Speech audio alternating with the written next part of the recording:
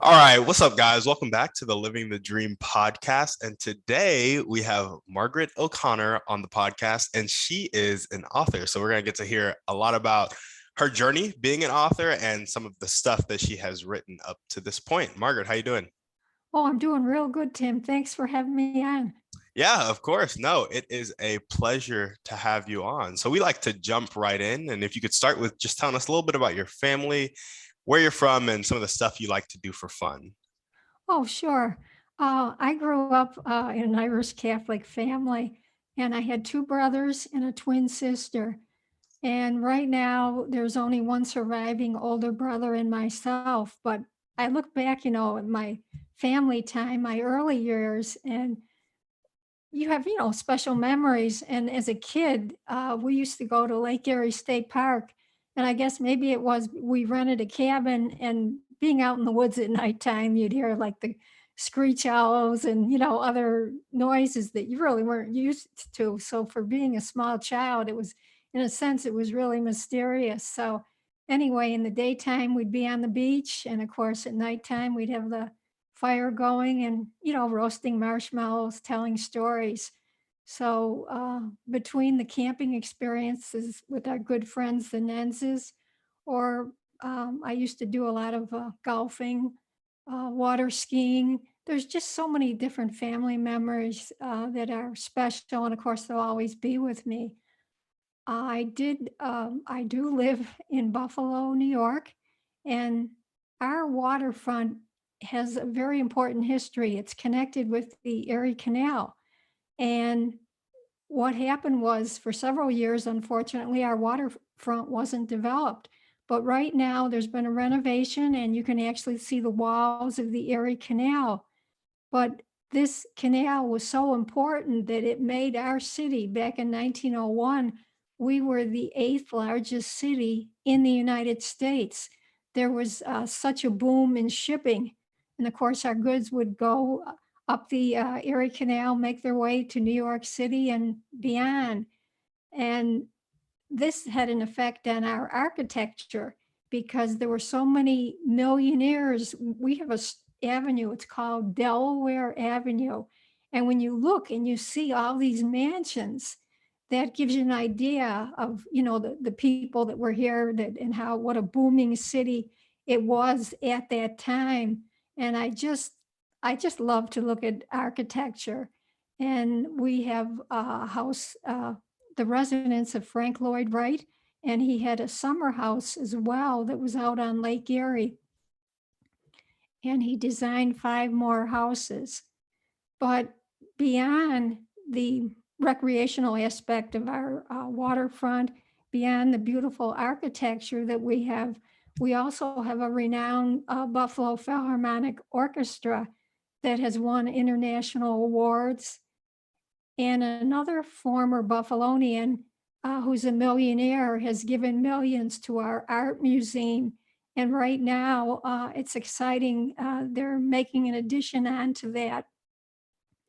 So to me, it's a very special place to live in. But beyond all those aspects, it's the people that are there, and they're truly there to help you.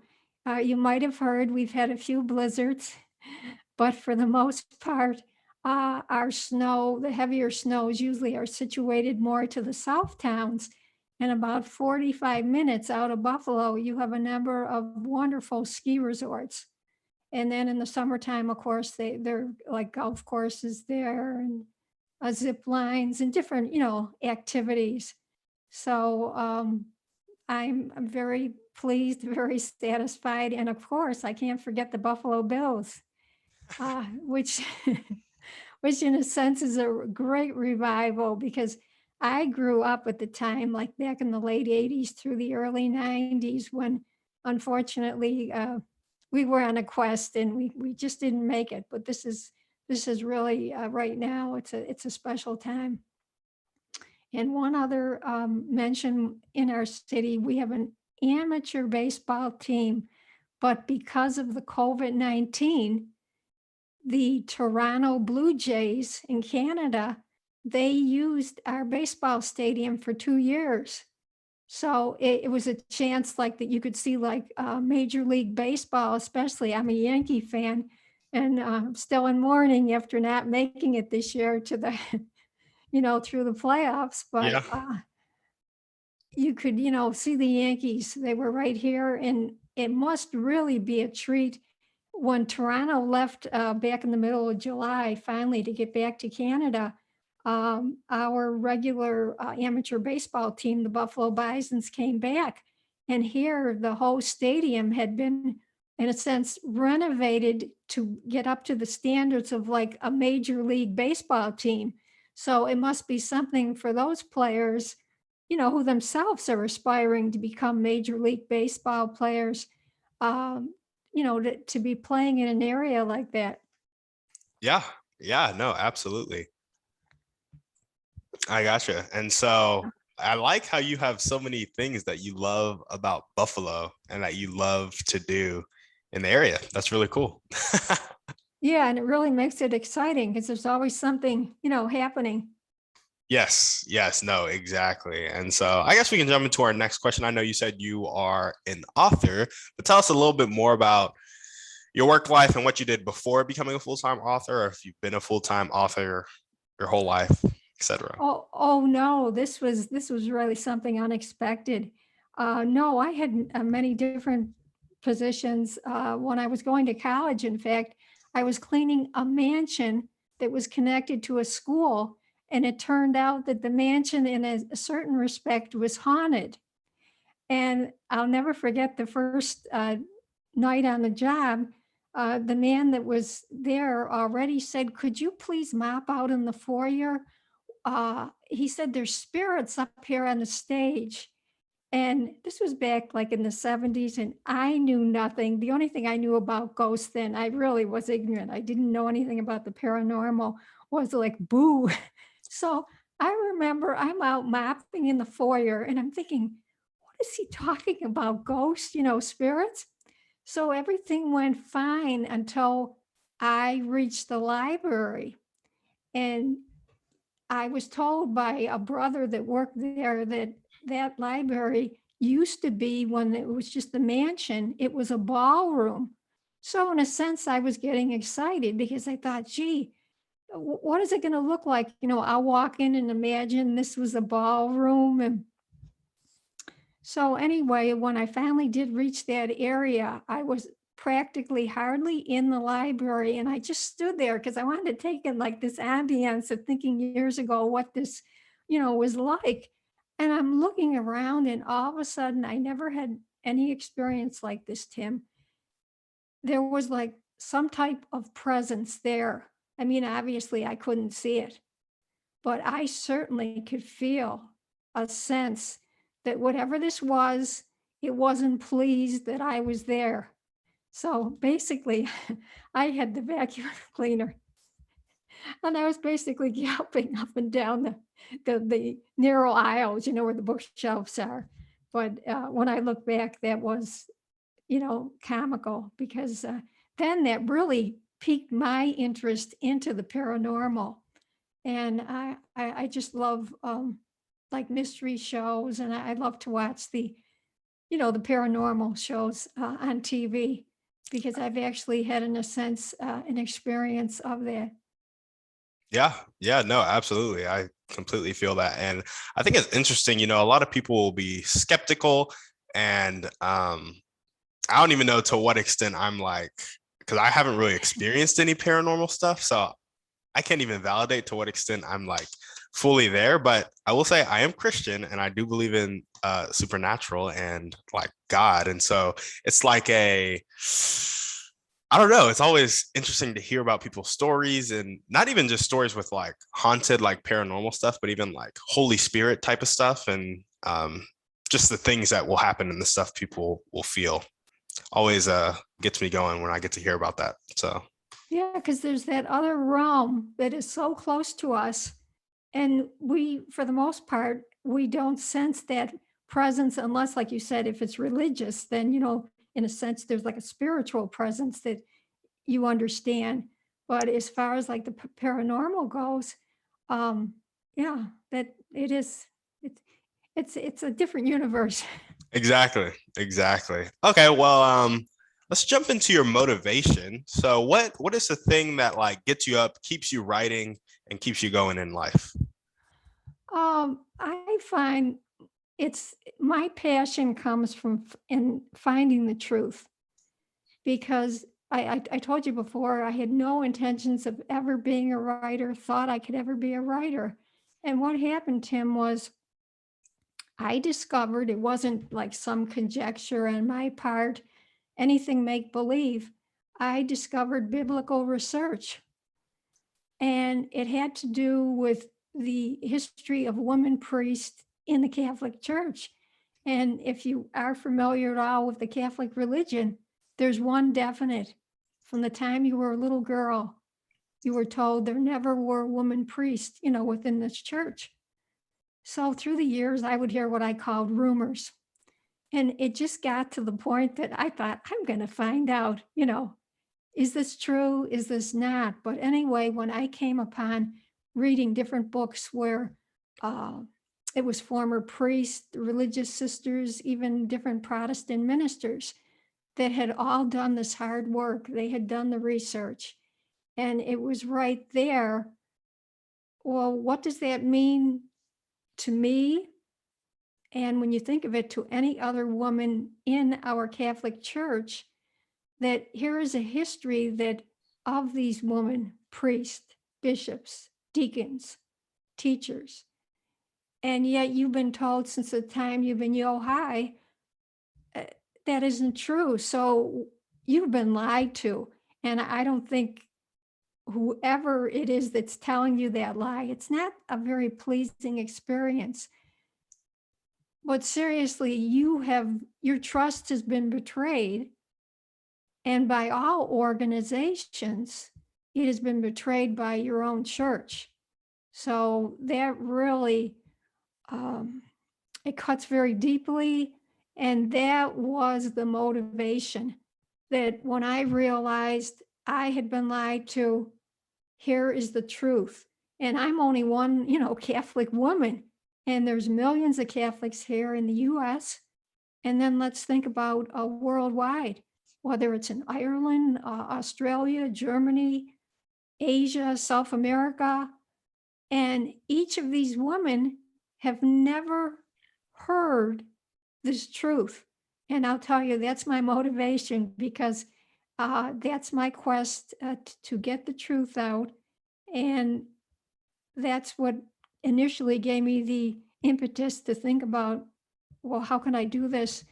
And, then through like the medium of writing. And I just started, and you talk about supernatural. What happened was, Tim, I was actually writing a completely different book, which would have been my first book. And all of a sudden, no, I didn't hear voices. It was more like thoughts. I'm seeing woman priest, woman's ordination. And this just started out once in a while. But then it got to the point that it was like something constantly in the back of my mind, and it was becoming a major distraction. So I had to stop writing the first book. And then I wrote my current book, which is called Scandal in the Shadows, the original priest, Mother Mary. Mary, Mother of God, was actually a woman priest, and she was called Mary Priest. And her title was the model for all priesthood in the Catholic Church. You had priests that were praying to her to help them, become priests. And this is just such wonderful news. And who knows about it? Practically no one. Yeah, no, for sure. I could totally see how that could change a lot of people's perspectives, just especially little girls who are growing up in the Catholic Church, because I know that has been a point of contention for a lot of people. And so I'm glad that you're very passionate about finding the truth of that and just searching that. And I definitely didn't think about the Mother Mary aspect of things, but it makes sense. you know? And who better than Mary, Mother of God, to be a role model for the young girls in the church? Because when you think of it right now, if you're a woman in the church, a young girl in the church, before you knew that Mary was a priest, there was Mary Magdala, but I mean, there was Mary, yes, but we didn't know her as a priest. And yet, who did you see as role models? It was all men. So if you were a boy, well, that was fine. You'd always see like a man up there as a priest. And I'll never forget, my mom gave my brother Paul a cardboard replica of a church altar. This was a birthday gift. And Paul played the priest, and myself and my twin sister Pat, he said, get some chairs. So we put the chairs down in front of the cardboard altar, and we were acted like parishioners. Well, I remember we got to a certain point, and of course, I wanted to be a priest. So I remember I stood up. I was only, a young girl then. Paul, it's my turn. And I'll never forget what he said. No, you're girls. You can't be a priest. You have to be a man. And I learned, unfortunately, at a very early age, that there was a disparity as far as the equality of women within the Catholic Church. Yeah. Yeah. And isn't it ironic right now, the major problem within our church is a priest shortage. Yeah. Women are needed more than ever to be priest.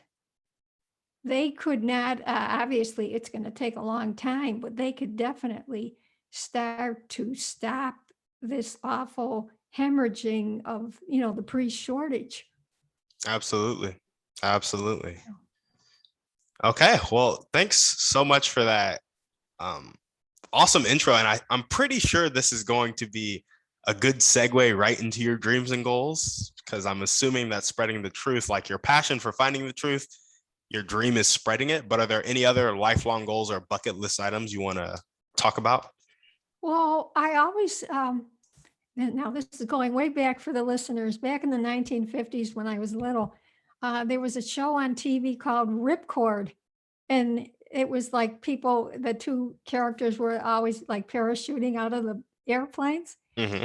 And I always thought, I know I couldn't do it alone. I would have to be with someone, But then I always think, would I actually have the nerve? That would be like one of them on a bucket list.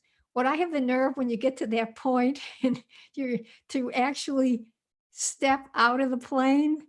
Even though like you have a parachute on you and you're with an instructor. So that's like in the back of my mind. That would certainly, I don't know if thrill is the right word, terror. But, when I was little, I thought, gee, that'd be neat to jump out of an airplane. So you want to go skydiving? Yes. Wait, what's stopping you? I actually don't know if people. I think it sits in my mind is, would I have the courage when you get to that point, that, the pilot flies over whatever area. Okay. You should go do it this week.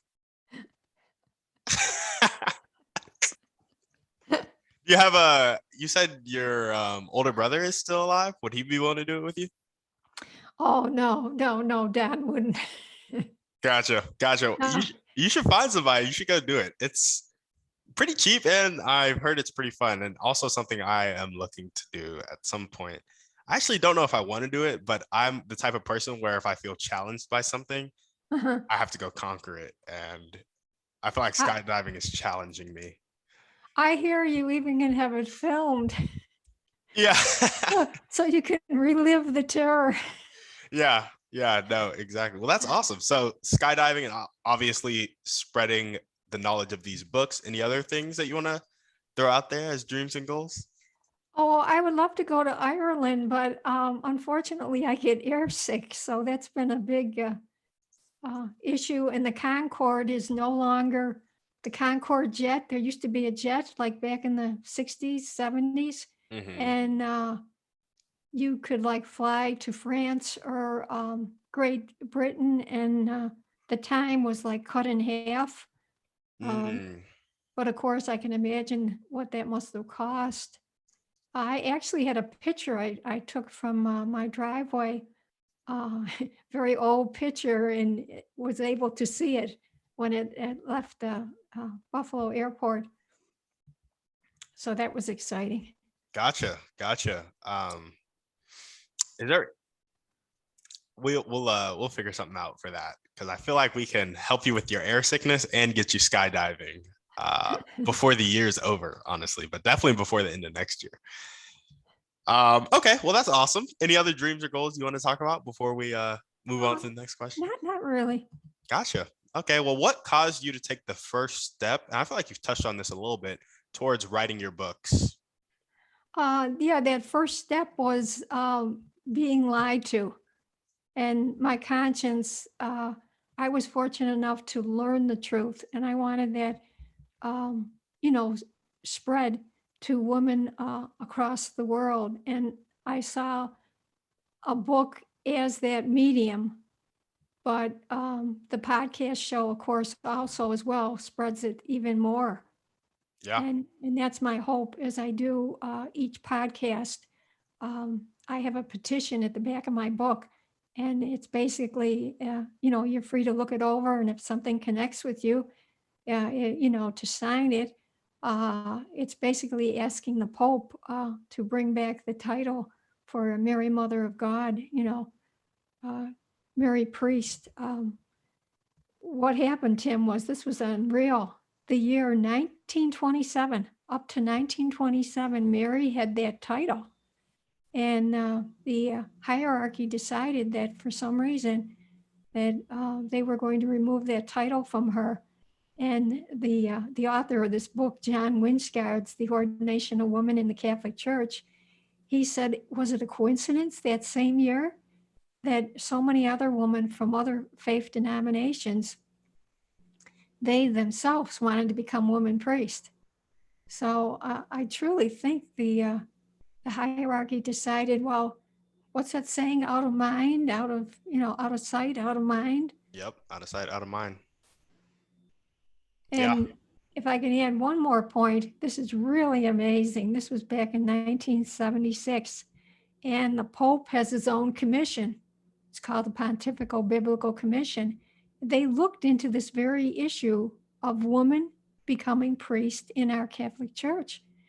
They came out with a statement, and they said there is absolutely no biblical reason why women can't be priests in our church. Well, hello, that was 1976, yeah, and where are we today? So that's why I really believe the only way things will change for uh, any woman that, to become a priest is the hierarchy has to be challenged by the laity. And of course, the laity will not do any challenging until they themselves find out this wonderful truth. absolutely. Absolutely. No, I love that. Awesome. Well, if you could name a few people that you could meet right now that would help you get closer to your dreams of spreading awareness and taking down the Catholic hierarchy, helping women be priests, who would they be and how would they do it? Well, there's a former priest that was so into the idea of having women being priests that he openly spoke out against this, Father Roy Bourgeois.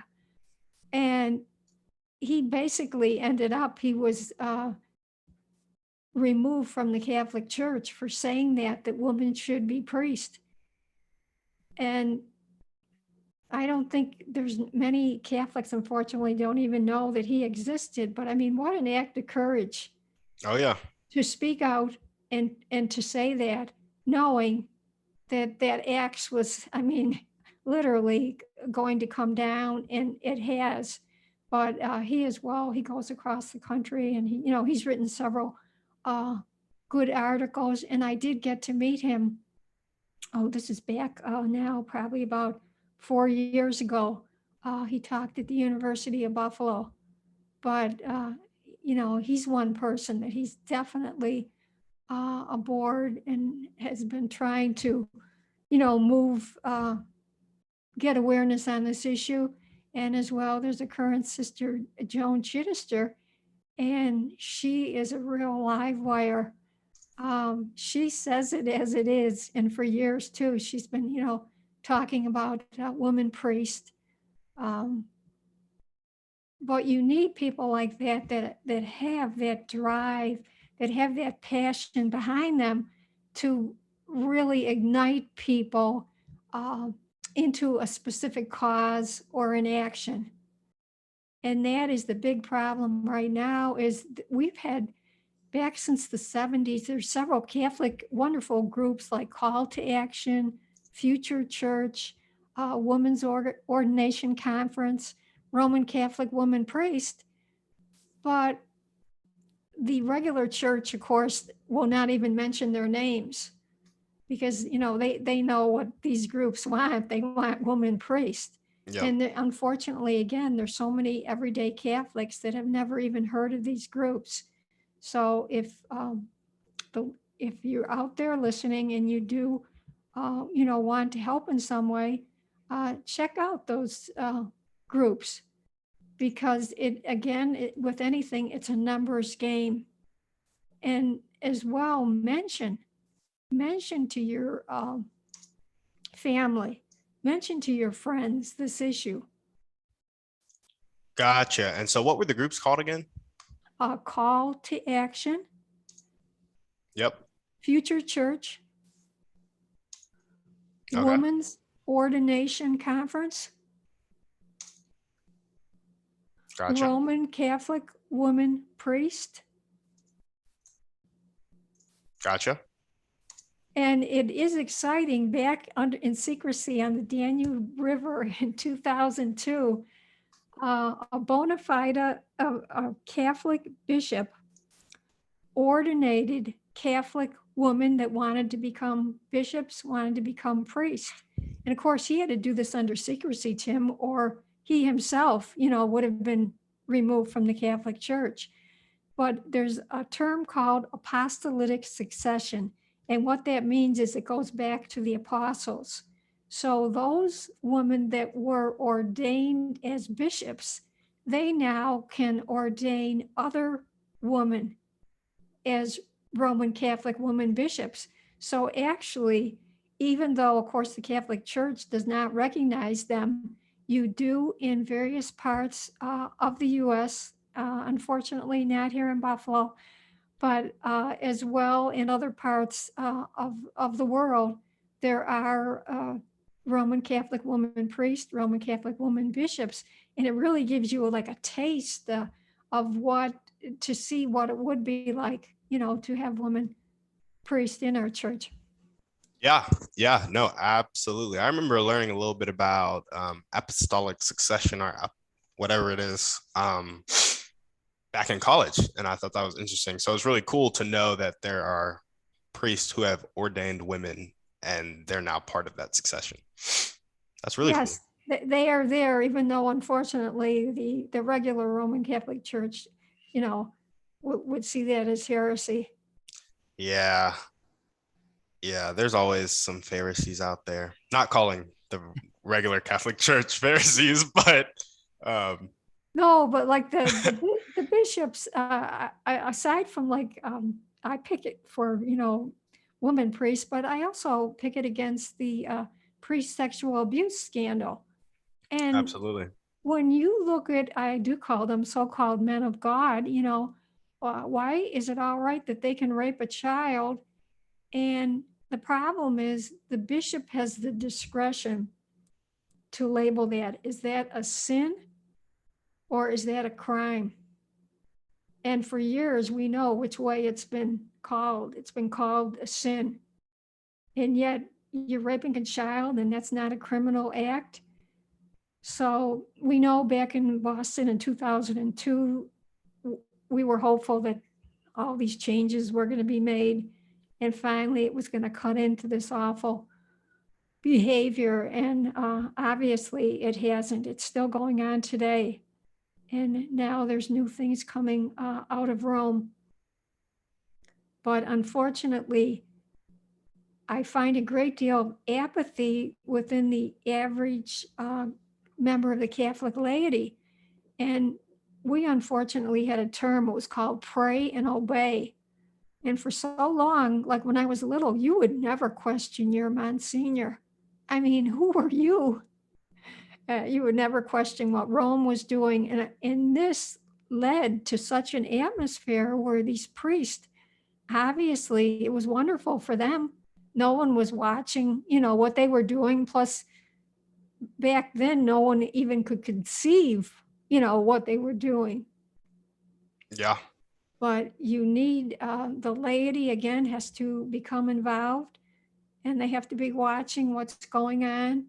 And slowly it's changing, but it really needs, there's so many offending not only bishops, cardinals.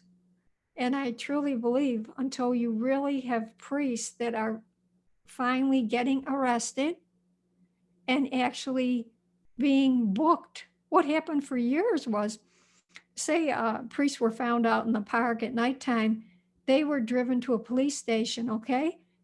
They were never booked there. They were never fingerprinted. A call was made to the chancery, and some other priest under the cover of darkness would come and get them, and that was it. And we had a retired detective in Buffalo that came out in a news article, and he did mention this is how it was done. Yep. And I mean, it's unbelievable when you think today that this, that had gone on, and in a sense is still going on. Yeah. Yeah, no, for sure. That is yeah, not acceptable at all. And crazy to just think about the things that, and obviously the things that people with money or power or just tradition will let you get away with. But yeah, no, I'm glad that you're fighting for the truth. So thank you. All right, well, we're going to jump into our Thriving Three. And I like to learn about three key parts of people's lives. It's how they learn, how they're taking action, how they're taking care of themselves. So the first question I like to ask is, what's your favorite book? I always liked To Kill a Mockingbird. Before I read the book, when I was only maybe about 5 years old, I saw the movie. And of course, at that age, I was more struck with the young children, what was going on with them. And the spooky house, even in the daytime, Boo's house looks spooky. Mm-hmm. And of course, I remember that chase scene at Halloween time, and you thought it was Boo after them, when of course it wasn't. But then, of course, when I read it as a teenager, it took on a completely different perspective. And it really opened my eyes to, racial prejudice. Yeah. And I as well liked how the lady, the author of this book, had the young girl, Atticus Finch's daughter. She was like narrating the story. So you were getting it, in a sense, from the perspective of a child. So there were just so many, unique things that it's wonderful for young children. It's wonderful from the perspective of an adult. And it really, at that time, I mean, that was back in the 50s. So that hit on a sensitive area that really needed, to be exposed. Yeah. Yeah, absolutely. I remember watching that movie. I was like 7 or 8. So it's been a while. Maybe I should give it a rewatch because I don't quite remember it. But okay, what is one way you like to care for yourself? I like to get out in nature. I just find it very relaxing, and I guess centering. If you can be in the present moment, and like if I'm in the cemetery, most people would think, what are you talking about relaxing? But you see deer there. I've seen a fox, red tail eagles. woodpeckers, but whatever part of nature that you come upon, it just takes you um, out of your present maybe worry, and it puts you in that present moment because you're obviously focusing on the deer or the hawks. And anyway, I just find it very relaxing. Yeah, absolutely. I don't know if you've ever, there are two books that I thought of when you talked about that. One, The Power of Now by Eckhart Tolle. I don't know if you've ever read that book. Oh I no, love I've that. heard of that. It's a great book. And it talks just about what you said, like being in the present moment and realizing that, like, the fact that you're alive and that you are like being basically is the most important thing. Wow. Um, and then The Power of Positive Thinking by Norman Vincent Peale. He actually was talking to a business executive that was really stressed. And I don't know if this was a story or the truth, but Uh-huh. he was told that this business executive went to a doctor for his stress, and the doctor prescribed him with walking around a graveyard for 2 hours a day at the end of his workday. And he was like, and when you're walking through that graveyard, think about how all these people also felt like the world revolved around them and felt the pressure of the world on their shoulders. And now they're gone and it's still spinning. And that's the same with you. And so that was kind of his prescription. But graveyards can be like a humbling, leveling place. Definitely. Yeah, for sure. So it made me think of those two things. But what is one action step you can take right now or continue to take to get to your dreams of spreading the truth and skydiving? Well, the action step would be as simple as it sounds, obviously, is to do it. And I remember, I thought, gee, I've written the book. I've got to do something to try to, spread the word. And I thought, oh, podcast is wonderful. And I'll never forget it. The first time I did a podcast, there was a mix up at the radio station, and they gave the host my website email address, not my home email address. So, long story short, I'm calling into the station because I'm trying to get connected. I didn't receive any link, and it's the day of the podcast. And the phone's ringing, ringing. It's about 4 minutes before the show starts. And on this radio show, this lady came on and she says, Blog Talk Radio, 4 minutes to go. Blog Talk Radio, 3 minutes, 2 minutes, 1 minute. I thought my heart was going to come out of my chest. I was so, oh my God, talk about being thrown into the fire. But seriously, if you have a passion and you want to spread the word, like I want this to become a grassroots effort, so for those of you listening, tell your friends, your family, because that's how this is going to spread. And could I mention an upcoming book that I'm going to have released in December? Oh, yes, please. Yes, it's another book, and it revolves around the Catholic Church. And this is the first book that I was writing, and it's called Journey of a Celiac Soul, A Second Chance at Life. Gotcha. You want to tell us a little bit about? Oh, yes. I have celiac disease. And basically, I went 20 years undiagnosed. And my doctor told me within 6 months, I would be 6 feet under. The reason I'm bringing in the medical aspect is this is a disease where you can't ingest wheat, rye, and barley. Obviously, any of your regular, what I knew was my regular everyday foods. But it went beyond just affecting my physical body. The grain of wheat had taken up residence on the church altar table in the form of the wheaten host. And this was a major issue in the Catholic Church. And finally, after about 20 years later, they came out with a low gluten host. But unfortunately, there are many individuals, and if you're very sensitive, like I must be, we do have a reaction to that wheat. So even though the hierarchy thinks the issue of our reception of the host, has been taken care of with a low gluten host.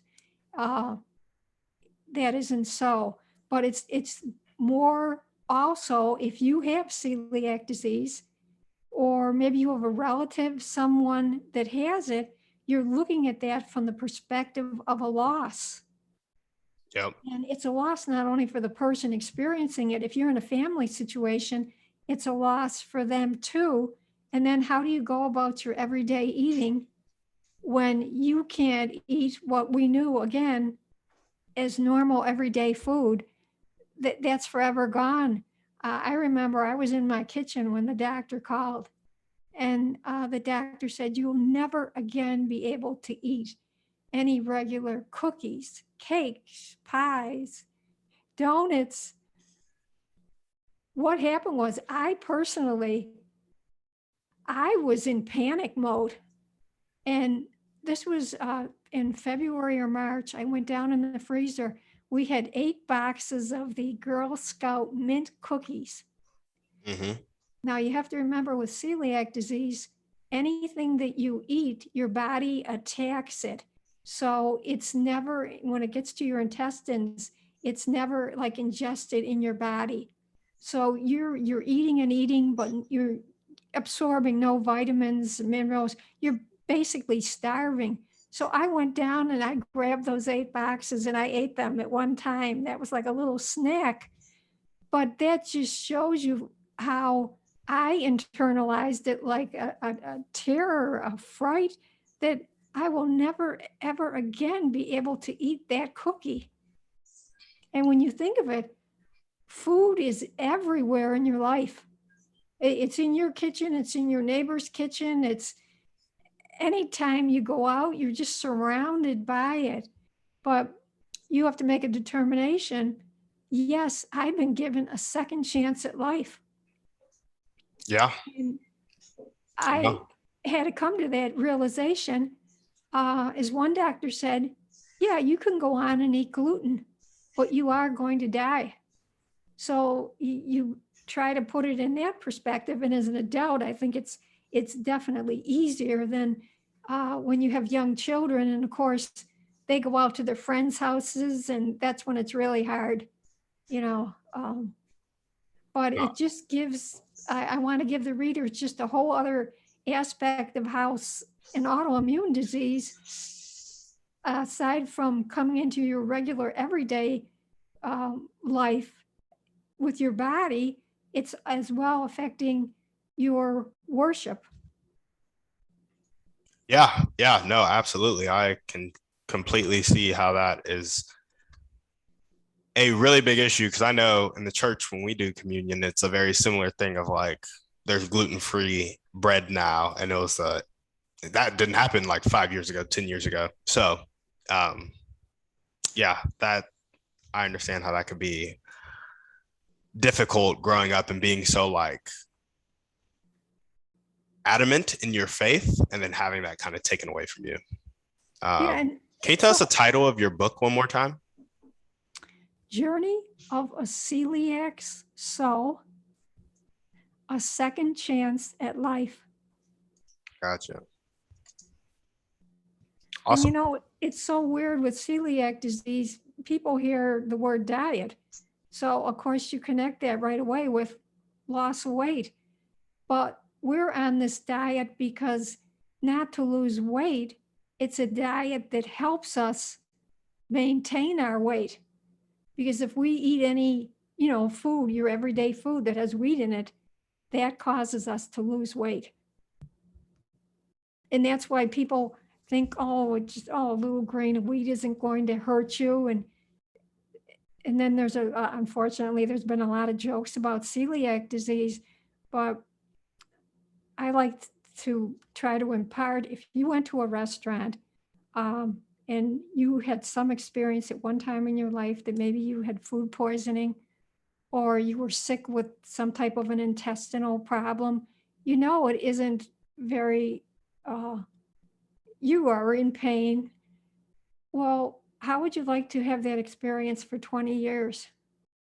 So I would really ask the waiters out there at the restaurants when they're, waiting on someone with celiac disease or any other digestive disease to really see the seriousness of this. We just want the chance to go out and eat like anyone else, enjoy ourselves and not have to worry that that next bite of food is going to make us terribly sick. Yeah, no, absolutely. That makes sense. Well, okay, Margaret, I think we're about to head off. Is there anything that you want to talk to the audience about before we hop off? Well, I would just ask them again to spread the word that, yes, there were women priests. Mary, Mother of God, is a woman priest. Spread this wonderful news, and let's get the hierarchy to finally act on its 1976 findings that there's no biblical reason why women can't be priests today in our church. Yeah, absolutely. And if you are listening to this and you resonated with anything Margaret said, feel free to reach out to her, maybe skydive with her, and continue to spread the word about women priests in the Catholic Church, if that's something that resonated with you. And Margaret, thank you so much for coming on the show. Thank you, And Tim. all right, we are off.